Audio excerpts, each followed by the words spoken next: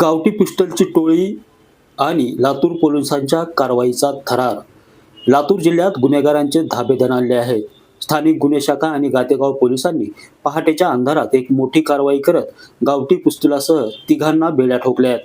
भरवस्तीत शस्त्र घेऊन फिरणाऱ्या या टोळीचा नेमका प्लॅन काय होता हे आता कसून तपासलं जातंय.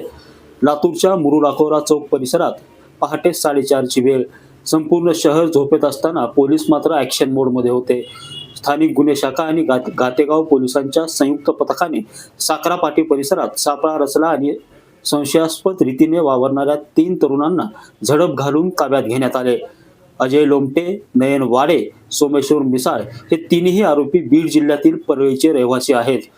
यांची झाडाझडती घेतली असता अजय लोमटे याच्याकडे 30,000 रुपयाचे चकचकीत स्टीलची गावठी पिस्तूल आणि मॅगझिन आढळून आले.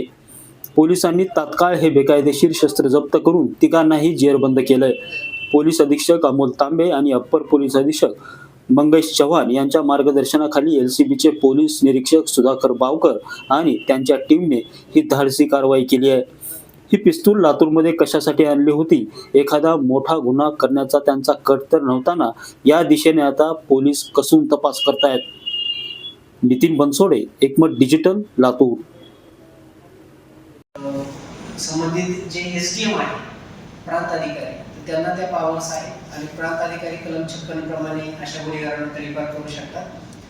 त्या असतील आणि वारंवार अशा पद्धतीचे गुन्हे करत असतील तर या गँगला तडीपार करण्यासाठीच ही प्रिव्हेंटिव्ह कारवाई आहे आणि पोलीस स्टेशनकडून असे प्रस्ताव पोलीस